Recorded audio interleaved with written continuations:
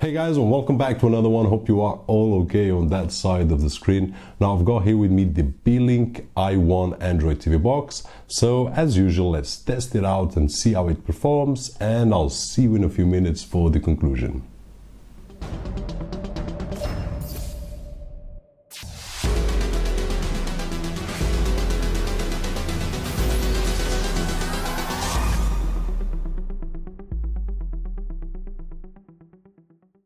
Okay, so here we are with the Beelink iONE Smart Android TV box, and this particular model features the Amlogic S812, the octa-core Mali 450, 2GB of RAM and 16GB of Nand Flash Storage.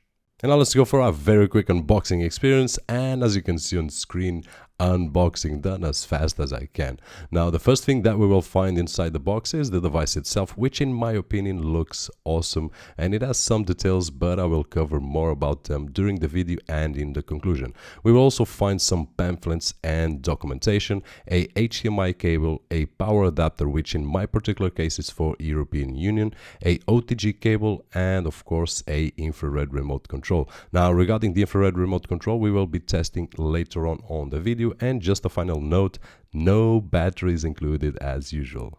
And now taking a closer look at the front of the device, the only thing beside that glossy plastic all around that we will find at the front is a very dim blue light, which actually the camera makes it stronger than what it is. This is not the first time that it happens, but just a note for yourself. Now when we turn the device off, we will get a red light, which is even dimmer than the blue light. And now looking at the left of the device, we will find no ports at all, while on the right hand side we will find a full-sized SD card slot, 2 USB 2.0 ports and a OTG connection. While on the back we will find all the necessary ports to connect this to our TV, starting with a very nice, well-located power button, which I love on these devices, a power jack, HDMI out, HDMI in, a Ethernet connection and a optical out, also with the reset button. At the top we will find a really nice matte black plastic with the Beelink logo, and at the bottom we will find the same quality black matte plastic with 4 really nice rubber feet and those vents that will improve to cool down the machine. And now let's turn on the machine and start testing the infrared remote control included. And my feedback here after reviewing a lot of machines is that infrared remotes in general, when you point it out directly to the device, it will grab the signal just perfect. But once you get off that angle, it will not grab the signal. So my feedback as fast as possible is just get a wireless remote control. And for those of you that keep asking which one, just any wireless remote control will work better than any infrared remote control. And as you can see on screen, I'm using one unbranded one and works just fine. So if you want to get the better experience from one of these boxes, just get the wireless one and you will be just fine. Now I would like to point out for one of the apps that comes pre-installed on this machine, and it has a lot of movies, and you can pay a small monthly fee to access those movies. Now for what I've seen, the movies are not very recent, they are classics, but for those that like classic movies, then this might be a good app.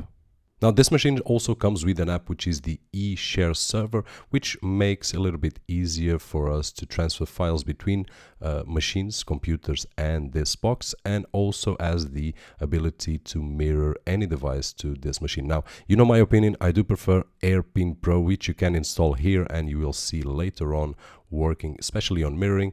This one here, what I can see that has more advantages, especially on transferring files, and to use, all you have to do is follow the instructions. And in here you are watching my PC. I just had to place the address on the browser, and from there I could share my Windows machine to this Android TV box. Now here I could not get the full resolution, it only had given me 720p, but for those that don't want, once again, AirPin Pro, this will work just fine. Now regarding launchers, we already had the chance to see the one that comes pre-installed and by default, but it also comes with a second one with a more clean look.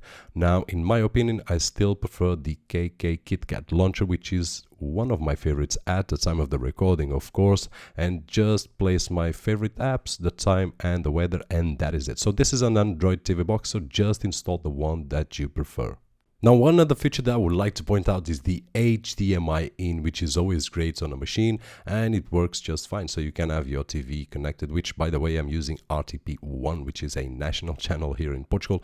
And it has a PIP function, picture in picture, which is great, especially if you are watching something on Kodi and you are waiting for something on the TV. Now, the only downside that I see here is that this HDMI In, or this box with a HDMI In, does not have a app or a built-in app to record the screen, and this was a little bit of a downside for me, but I will explain more about that at the end. I also would like to mention that I did try a few apps on the market to try and record the screen. None of them I was successful. And now let's run our benchmarks. And the first one, SpeedTest, Wi-Fi connection 10 meters away from the router. We got 16 megabits of download and 12 megabits of upload. And on the Ethernet connection using a power line adapter, I was getting 45 megabits of download speed and 20 megabits of upload speed.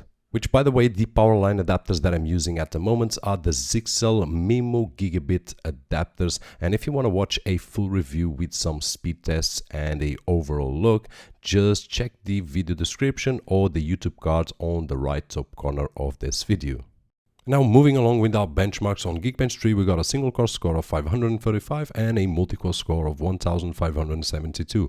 On Antuntu we got a rough score of 42,000, and on 3D Mark benchmark Ice Storm Extreme roughly 8,100. And finally on Epic Citadel we got an average frames per second of 44.7. And now let's go for our gaming tests, and for that, as usual, I use 5 games: the Despicable Me, Cars game, Beach Buggy, GT Racing 2 and Asphalt 8. I would like to note here that I was recording the screen with another device, so you will have some compression on the video that you are watching, which means that once I play it on person, the quality is much higher than what you are seeing on screen. Nonetheless, my feedback here regarding the Beelink iONE is that it features the Amlogic S812, and every time that I do face this GPU and this CPU, my expectations are very, very high. And this device did not let us down. It performed really well on all the games that we had on the bench. And as you know, one of my favorites is the Asphalt 8 Airborne, which had an incredible performance here. I really enjoy playing this game on these machines, and the Beelink iONE was great to use on all these games that were on the bench. And now let's move on to the video playback and streaming media on this device, and for that we have XBMC pre-installed. So for those lazy ones of you that don't want to install any app, this device comes ready with XBMC, and my quick feedback here is that everything runs flawless. Once again, I would like to point out that I'm recording the screen, so you will get some compression on the video. Now here I tend to do a bit of exaggeration, which is I do fast forward a lot, as you can see, and I do rewind a lot, and this just to test out. I know that on real life we don't tend to do this as much, but if a device like this responds the way that responds, as you have seen on my testings, it means that this device is very responsive, and is that what we are here with the Beelink. Now on 1080p, as you can see, everything is flawless, and I would like to mention once again that my files are on a NAS and are streamed through the network, so nothing is attached to the device. Now as you can see, the playback is perfect and the quality or the responsive of the device is just great. And the tests on 4K were exactly as I was playing 1080p. Everything was fast. Even when we fast forward or rewind, I had no problems whatsoever. So the quality was great, the playback was great, no bugs, no freezes, no artifacts whatsoever. Everything played smoothly, which means that the firmware of this device is very well implemented, and that is great to see here. But as usual, I always test the latest version of Kodi available on the website. And by the way, as you can see on screen, I'm only recording with the camera and not recording the screen of the device. So I cannot show you the 100% quality, but better than what we've seen on recording with an external device. Nonetheless, the experience that I had with Kodi was exactly the same that I had with the XBMC pre-installed here. Now 1080p was great to see everything, even when fast forward once again or rewinding, no problems whatsoever. And on the 4K side of things, once again, as you can see on screen, everything run flawless with no problems once again. So Kodi or XBMC, just choose the one that you prefer and you will have everything that you want to throw at it being able to be played on this device. And now to wrap up this review, the final tests are the mirroring capabilities of this device. And for that, although the device has a tool which is the iShare or eShare for transmitting from devices, mobile devices or computers to this machine, I always advise to use AirPin Pro, which for the apps that I've tried, this one is by far the best that I've seen. I know it's a paid premium app, but it's totally worth it, the €3 or €3.50, and you can install on any machine that you have. That being said, the tests are simple as usual, just iPhone 4S, which you can see on the screen, and transmitting or mirroring any the screen or any video file that you want from YouTube or whatever. And for the example, I'm using a video of myself, which I will have no problems whatsoever with copyright issues. That's one of the main reasons. Now, using the iPad mini with Retina display, the result was exactly the same.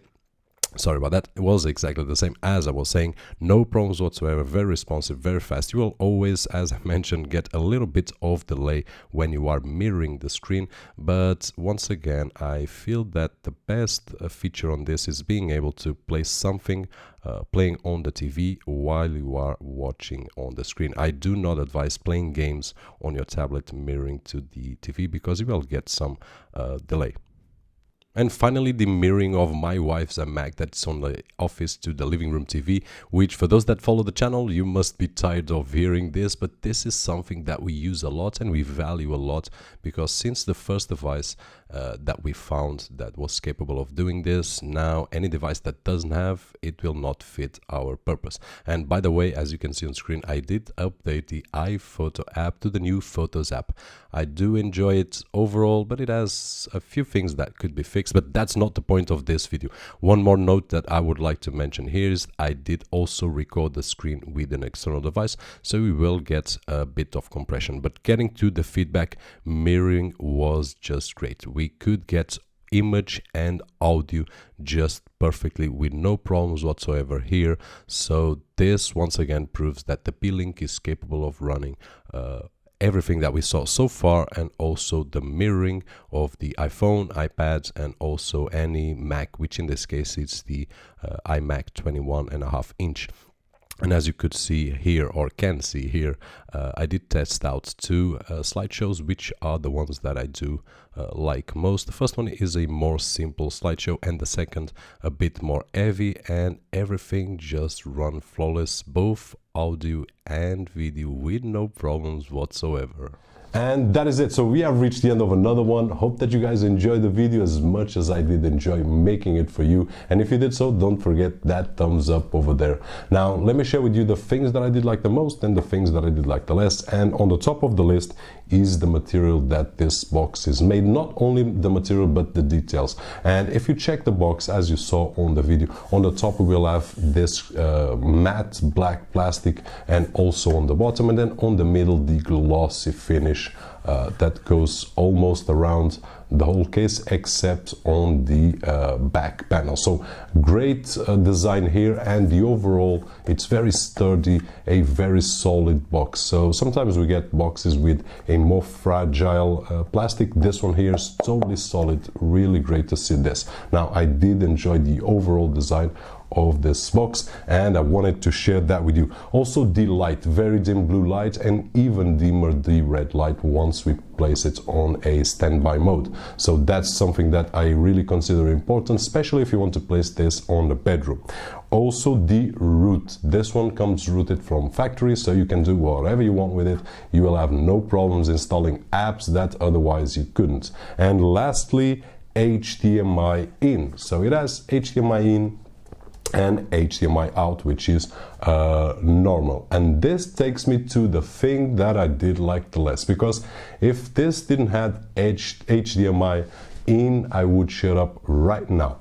But having HDMI in, now the thing that I did like the less is it doesn't have a built-in app or a built-in capability of recording whatever we put on the HDMI in. So this is the only thing that did disappoint me a little bit on this machine. Now, there are a lot of machines that we review or that I review, and the most of them don't have HDMI in, which if we get it without HDMI in, we don't care. But this one here has HDMI in, and the only thing that I would request is to have a built-in app that could allow us to record. I did try a few third-party apps, and they didn't work, so the experience was just bad. This is not the first box, as you know, on the channel that I review with HDMI in, so I really would like to see this one here. Come on guys from Beelink, if you are watching,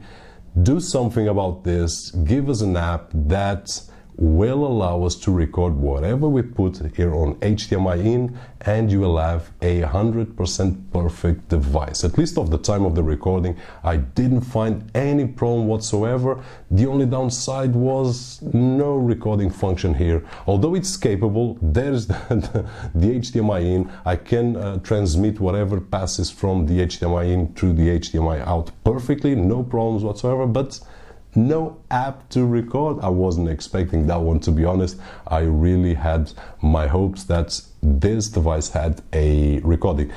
Having that said, all the rest was just great. If you don't need to record anything, this device is just great. As you saw in the video, it plays everything that we throw at it. It plays games, all the games. So the performance of it is just great.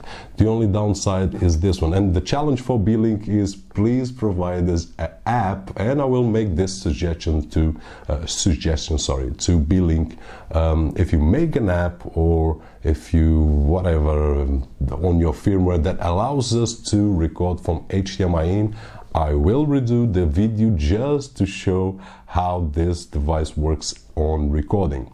That being said, guys, this is my feedback regarding this device. As you can see, my opinion here, and being as much as honest as possible, as I always do. This is a great device. I only wanted a little bit more on the HDMI in. So that being said, my name is Roberto Jorge, and as always, I'll see you on the next one.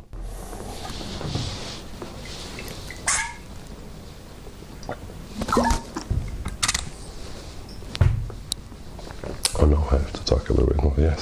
Okay, let's go. So,